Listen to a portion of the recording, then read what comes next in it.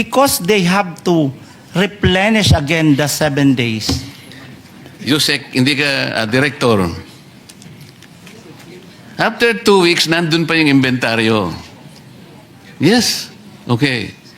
Pero after 2 weeks, 110 na nga ang ginamit eh. So inventaryo pa rin ang ginamit. How did you justify that? Because, Mr. Chair, yung binenta kasi na yun will have to be replaced right after next week. So, kinolekta ho yung amount. So, ang nangyari, ang nag-finance ang taong bayan. Hindi, sabihin mo, hindi yung... That's the way... Ulitin mo, yung sinabi mo. So, Hindi, ulitin mo yung sinabi mo. yes, it's really... Hindi, yung exactly. It's passed on to... Oh, yan na nga eh. consumers. Eh, paano yung mga shareholders nila? Hindi sila gumagalaw? Ang taong bayan ang nagkakapitalize sa atin? Nandun pa yung inventaryo eh. Ito yung problema. Ngayon, hindi nyo ginagamit yung sinasabi ng batas na in periods of emergency, kayo ang gagawa ng paraan eh. Did you check the oil companies? Kinuha nyo yung document, kanino nila binili? Makikita nyo ba kung magkano binili? Did you check that? Have you done that? Not in that... Paano mo sasabihin ngayon?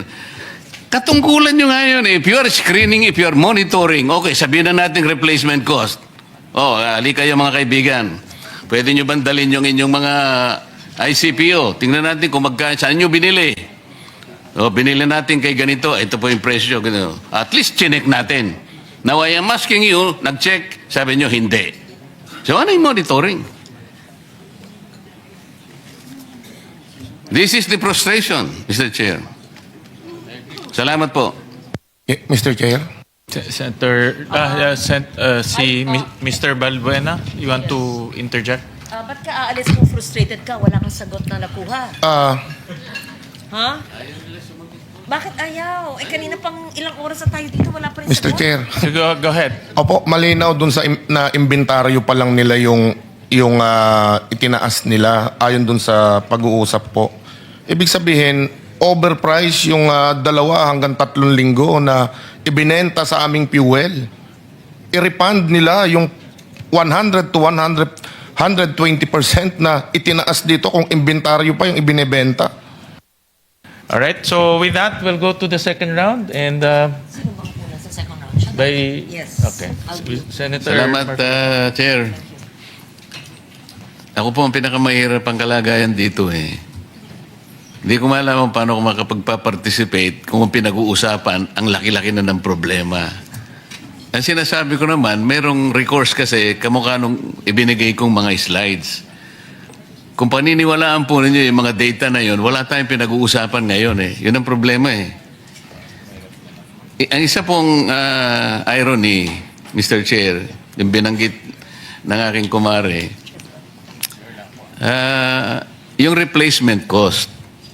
Okay? So, gusto kong balikan yun. I want to belabor that kasi yung pong nakaraang hearing natin last Tuesday, maliwanag po na sabi ninyo, DOE, meron tayong 46 days for diesel at that time. Tuesday po ito. Sa kerosene naman, meron tayong 53 days. Ang pinag-uusapan natin doon, after 15 days, mula nung sabihin ng Pangulo na meron tayong 50 to 60 days inventory, biglang pumalo sa 110 pesos per liter.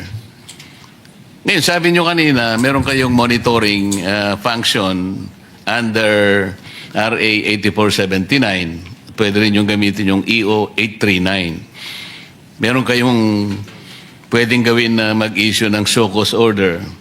Ano po yung una nyong ginawa? Tinignan nyo ba kung anong basis ng 110? Iyon po yung gusto kong balikan eh. O bigla na lang kayong naniwala, hindi kayo nag-validate, dati po nilang inventaryo yun eh. Paano po magiging 110 from 55? So kung ginamit po ninyo yung tungkulin nyo under the law, like kayo nagmo-monitor, ini-screen ninyo lahat, did you ask them to present, for example, documents na to validate na kailangan 110 na per liter? Kinuha nyo ba yung mga dokumento sa kanila na bumili na ba on the replacement cost ang basis? Paano po nangyari yun? Inventaryo po ang pinag-uusapan natin. Wala pa naman eh. Ang problema kasi sa replacement cost kasi, Mr. Chair, kahit na wala pa yung ibibili nila sa susunod na kanilang pagbili, ay dapat nando na yung cost na dinidictate nung Argus at saka nung MAPS. Yun ang problema eh. Ito pong replacement cost, Mr. Chair, konektado po doon sa sinasabi nating rackets and feathers irony. Ano po ibig sabihin nun? Ito pong rackets and feathers irony focuses on the asymmetry of pricing. Where prices shoot like rockets when the global prices rise, but they fall like feathers when they drop. Ganun po eh. Sino po yung tinatamaan, di ba? Yung taong bayan. Can you explain that? Paano po naging 110 nang hindi nyo man lang nababalidate? Oh. Thank you very much. I mentioned to the director of the Oil Industry Management Bureau is to submit how the OIMB does its monitoring. But to answer it precisely, we can Hindi have... po, after 2 weeks, naging 110. So did you confirm that? Did you validate that na talagang bumili sila at 110 pesos per liter o ginamit pa lang nila yung kanilang inventory because at that time, meron pa silang 46 days for diesel and 53 days for gasoline. Mr. Chair, because we always have the cyclic differential cost Mahihirapan nga dyan sa application. pagka dyan ka tumira eh. Ganito sinasabi ko, meron pa silang inventaryo. You take note, 46 days pa. Last hearing ito eh. Ibig sabihin, andun pa yung binili nila sa dating Correct. presyo. Ngayon, after 2 weeks, bigla nilang sumirit. Sabi nga nila. Yeah. 110. Na ngayon, nag-a-average na ng 126. Paano nyo minonitor? Paano nyo binalidate na totoo yun? Samantalang ang ginagamit pa nila ay inventaryo pa nila na binili doon sa dating presyo. Mr. Chair, because basically it's like saying that the diesel we consume is around 33 million liters per day. So mga 7 days po yan at pag yan ho ang nabenta, they always, Hindi nga. the industry always... After 2 weeks ba, naubos na yung kagad ng inventaryo? 45... Hindi, yung dumadating pagka next week, Hindi, teka mo, ang puntahan muna natin yung inventaryo nila. After 2 weeks ba naubos ang inventaryo? Is that the assumption of DOE? no, it's around Yung pala, 7 days. Saan binasa yung 110? That is the question. So, Mr. Chair, because they have to replenish again the 7 days. Yusek, hindi ka director. After 2 weeks, nandun pa yung inventaryo. Yes. Okay. Pero after 2 weeks, 110 na nga ang ginamit eh. So, inventaryo pa rin ang ginamit. How did you justify that? Because, Mr. Chair, yung binenta kasi na yun will have to be replaced right after next week. So, kinolekta ho yung amount. So, ang nangyari, ang nag-finance ang taong bayan. Hindi, sabihin mo, hindi yung... That's the way... Ulitin mo, yung sinabi mo. So, Hindi, ulitin mo yung sinabi mo. yes, it's really... Hindi, yung exactly. It's passed on to... Oh, yan na nga eh. consumers. Paano yung mga shareholders nila? Hindi sila gumagalaw? Ang taong bayan ang nagkakapitalize sa atin? Nandun pa yung inventaryo eh. Ito yung problema. Ngayon, hindi nyo ginagamit yung sinasabi ng batas na in periods of emergency, kayo ang gagawa ng paraan eh. As a matter of fact, pwede nyo i-take over eh. Hindi naman yun ang sinasuggest ng committee ito eh. We're all finding solutions to this. Pero itong mga questions nito, kasimple lang, hindi nyo man kayang sagutin. Mr. Chair, we would like to clarify that we are not here to dispute the business models of our oil companies. As a matter of fact, we are thankful for their sacrifices for this country. Kaya lang, it would appear that the business models are no longer responding to the crisis kung paniniwalaan natin yung binabanggit ninyong problema kinakarap natin. But until and unless we are able to validate yung data na pinreset ko kanina, we're almost 4 hours now since 10 o'clock in the morning, pwede nga yung vessel to tanke. Gamitin nyo siguro Panamax vessel. Ang ano niyan siguro is about 100,000 metric tons per container. Wala man nagbabalidate po, Mr. Chair. Para sana uwi na lang ako. If you prove me wrong, halimbawa, mali yung nakuha kong information, so magsosorry na lang ako, Mr. Chair. Pwede naman ako magsorry kung mali. Hindi na, habulin ko na lang yung tao ko, yung kaibigan ko na nagsabi sa akin ng gano'n. Bakit mo sinabi ito? Mali pala. Kasi gusto ko lang makatulong talaga eh. I wanted to be wrong kung mali talaga. But you have to prove me wrong. Government to government, hindi nga dapat mangyari yung pumunta nga. Andun nga yung tangke, yung mga tangke ng 2 refineries. Rotterdam refineries produces, I think, 1.2 billion barrels, per day. At nandun ang kanilang tangke sa Singapore. Petronas also, andun ang tangke nila. Ayun po yung kanilang presyo. Nobody is reacting to this. Pinag-uusapan natin yung problema at ang mga measures na gagawin natin without even going back and checking whether those data are valid or not. So, paano yung replacement cost? I already told you, kung papayagan natin yon after 3 weeks or after 2 weeks, 3 billion pesos per day. Did you check this? You say? Okay. No, did you check that it's 3 billion pesos per day ang income? Pireset ko kanina. But the collection this week was also used to purchase the level, even higher level of products. Kinuha mo na kagad kasi dapat sana there should be a point where the replacement cost should begin. Saan ba magsisimula? The inventory should end where the replacement cost should begin. Ang nangyayari, ito nga, binil nyo na kagad ang taong bayan, 110 kagad, 2 weeks, nandun pa ang binenta ninyo, sarili nyong inventaryo. So, it is the public, it is the poor public. Ayan si Mr.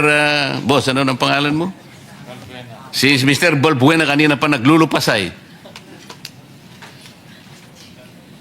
So, Mr. Chair, Mr. Chair. Mr. Chair, we're not saying that that is right in the business the way it's but now you are not deregulated. answering my question, Director. Sagutin mo muna eh. Is the 3 billion pesos per day? 1 month lang ito eh. So per day ito, 3 billion. Yes, Mr. Chair. If the perspective, because it's a matter of perspective, if the perspective is to ensure that the 7 days used up this week will be replaced by next week immediately, then the oil company has to collect that level of collection to be able to purchase the 7 days replacement. So we can always go back to the 45 to 50 days supply. But if the perspective, again, if the perspective is you want to use up the 53 before you replace it, and that is very dangerous, then I think we can exhaust the 53 at that lower price. But the problem is if they're gone and the collection is very low, you can no longer replace the 53 days. So it's really that's how they're explaining also on Caltex was also explaining that in the same way. No, but We're not saying- you're proceeding from the wrong premise. Ang sinasabi ko mulat mula pa, ang pinag-uusapan ninyo yung maps and indicators coming from the Argus. Okay? Yun ang basis ng replacement cost. Okay? Ito yung spot market ninyo, itong trading floor ninyo. Ang sinasabi ko, after 2 weeks pa lang, and considering na meron pa kayong 46 days and 53 days for diesel and gasoline respectively, kumulekta na ng 3 billion, kumita na ng 3 billion pesos per day, which was bankrolled by the people themselves. This is the irony. Ngayon, ano yung role ninyo in the period of emergency and national interest is involved already? Ba't ang pinag-uusapan pa natin replacement cost na kagad? Ito muna ang sagutin ninyo. Is it reasonable? Is this reasonable? In 2 weeks' time? Mr. Chair, again, it's a matter of perspective. When the law says that we may direct the operation, we have to be mindful of again, on price, we have to be mindful of allowing the oil company to be able to replace it on a weekly basis. Okay. Isara natin ang argumento. Did you check the oil companies? Kinuha nyo yung document. Kanino la binili? Makikita nyo ba kung magkano binili? Did you check that? Have you done that? Not in that Paano mo sasabihin ngayon? Katungkulan nyo ngayon, if you are screening, if you are monitoring, okay, sabihin na natin replacement cost. Ali kayo mga kaibigan. Pwede nyo bandalin yung inyong mga ICPO. Tingnan natin kung saan nyo binili. Binili natin kay ganito, ito po yung presyo. Ganito. At least chinek natin. Now I am asking you, nag-check, sabi nyo hindi. So ano yung monitoring? This is the frustration, Mr. Chair. Salamat po. Mr. Chair? Senator, Mr. Balbuena, you want to interject? Ba't ka aalis kung frustrated ka? Wala kang sagot na nakuha. Ha? Bakit ayaw? Kanina pang ilang oras na tayo dito, wala pa rin Mr. sagot. Chair. So go ahead. Opo, malinaw dun sa na inventaryo pa lang nila yung itinaas nila ayon dun sa pag-uusap po. Ibig sabihin, overprice yung 2 hanggang 3 linggo na ibinenta sa aming fuel. I-refund nila yung 100 to 120% na itinaas dito kung inventaryo pa yung ibinebenta.